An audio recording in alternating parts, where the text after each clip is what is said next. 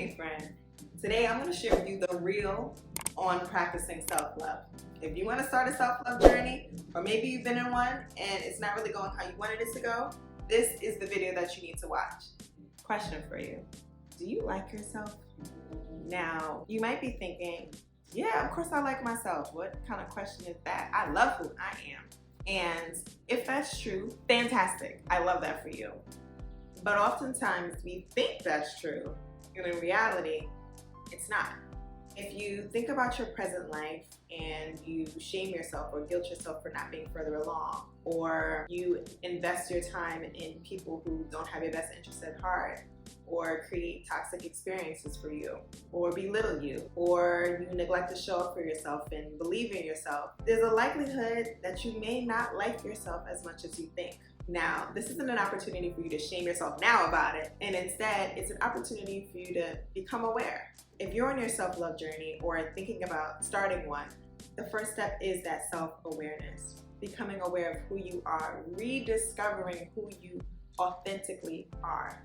Because until you do that, until you know who you are, what you stand for, what your values are, there's a big chance you're going to do things like settle for less, or shy away from opportunities that are meant for you, or involve your time with people who don't really appreciate you. And that's no way to live. I don't know why I was sitting so tight right now, just now. I think it's me thinking about my own self-love journey for me and how I thought I liked myself, but there were things that I was doing and people I was spending time with that were clear indicators that I didn't really like myself as much as I was telling myself I did. I was wrong. And until you become aware of how you're treating yourself, you won't be able to grow. You won't be able to change or improve that. One great way to understand who you are is journaling. That's a quick, free, awesome way to do this. I have a ton of journal prompts on self-love on my TikToks and Instagram. I actually have a whole self-love audio bundle that's in my link tree.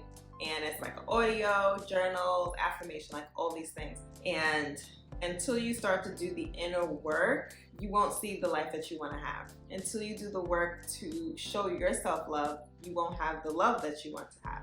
So just like in a potential relationship, right? You meet somebody, they cute, you're like, oh, I want to get to know you. And you do that work and then you decide, I like this person. And then possibly that relationship grows to you loving this person. But the first thing you had to do was what? Get to know the person. If you just leap it into relationships and loving people you don't know, that's on you, boo. But if you really want to have a strong relationship and build a foundation, you must come to that relationship knowing who you are and making a commitment to learn who they are. Another great tool for self-discovery is human design. You might have heard of this. It's a self-awareness tool that helps you discover your strengths, your weaknesses, gain a lot of clarity in terms of your purpose and who you really came here to be in the world and what you came to do. It's an incredible tool that I'm happy I get to be a teacher and a coach and a reader in, and really share that with people in one-on-one sessions, just really diving deep into who somebody really is. And when you discover that, when you rediscover who you truly are, you can grow so much from that. There's so much possibility for evolving and improving, because when you know who you are, you can better connect to what you want. When you don't know who you are, it's hard to decide who you want to be. It's like when you use a GPS, right? You have a destination you put in, like, hey, this is where I want to go. But what do they also ask for? The starting location. You have to know where you're starting. And the same start point begins with you on your self-love journey. So then once you do that, you do all the self-discovery work, you're doing the inner work to understand who you are, and you are now looking to manifest. You're like, let me get back to the manifestations. Like, I want to put all these things that I'm thinking into my reality, all the dreams, I want them to come to fruition, right? So you have more clarity around what that is. You do the work to write down everything you want to manifest, all the goals you have, the dreams, desires. You do the scripting, you do the visualization. This is something I also include in my manifestation guide as well. If you're interested, you can download that too. And once you do that though, I gotta warn you, something happens. And the thing that happens a lot of times is these mental blocks appear. So when you decide to grow, when you decide to leave your comfort zone, oftentimes you're going to be met with discomfort. That discomfort comes from you wanting to grow, wanting to explore.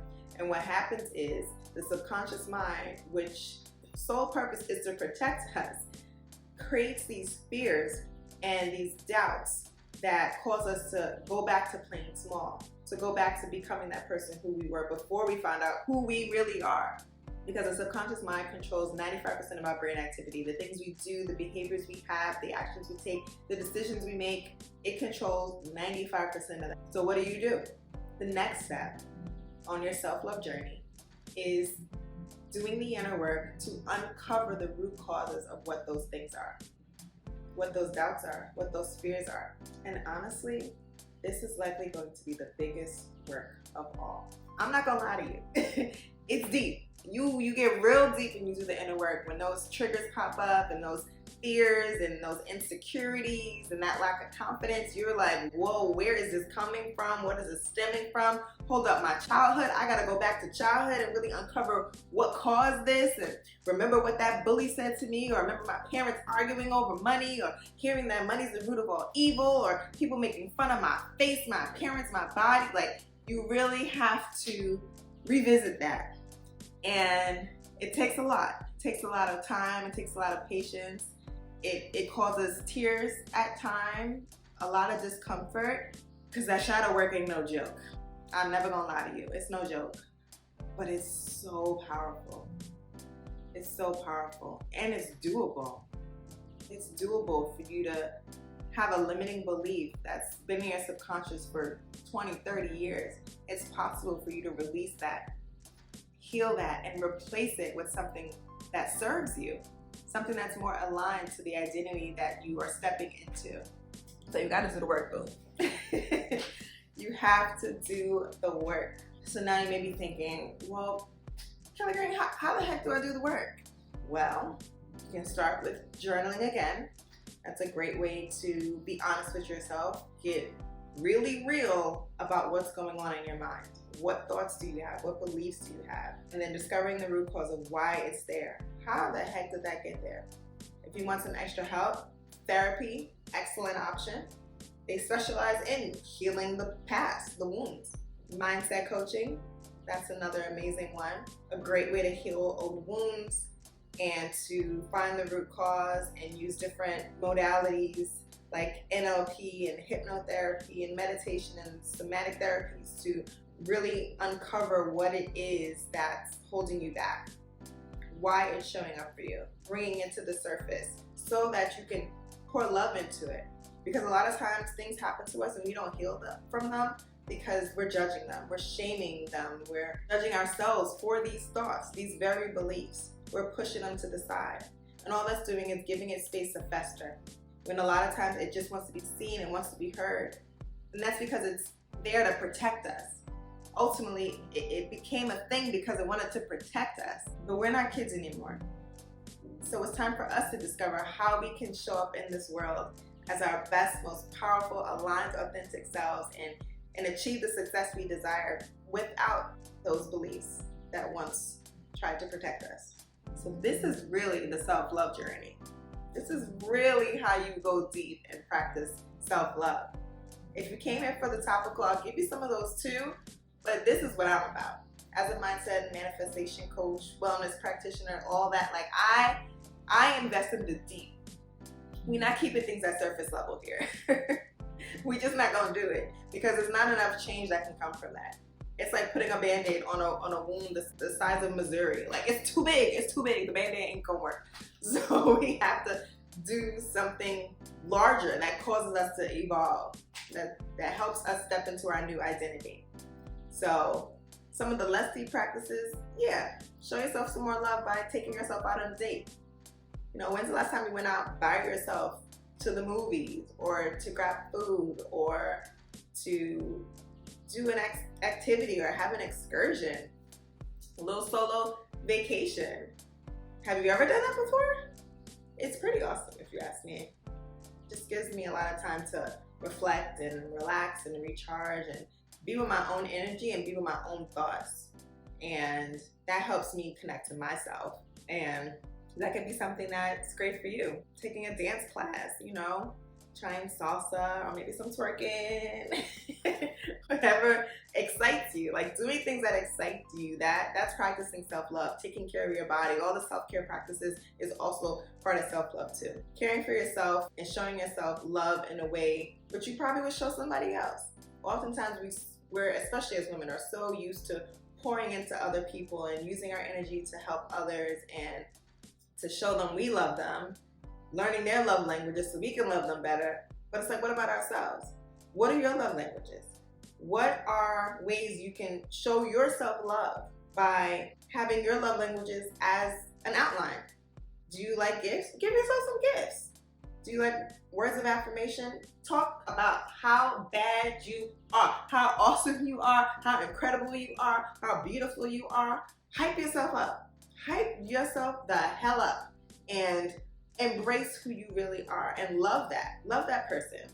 The person you are now and the person you're about to be. Maybe it's the quality time. Again, going back to those dates. Experience life with yourself. Because I'm going to tell you this, and it's facts, not fiction.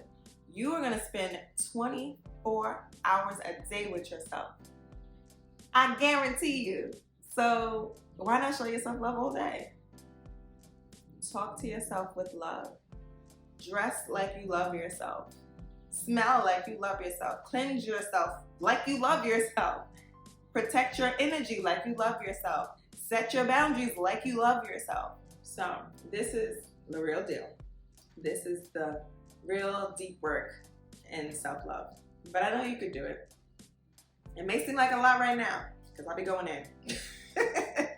I know it. But it's because I care. I care so much. And I want you to believe in yourself like I believe in you. I feel like you can have more, do more, and be more. I believe that.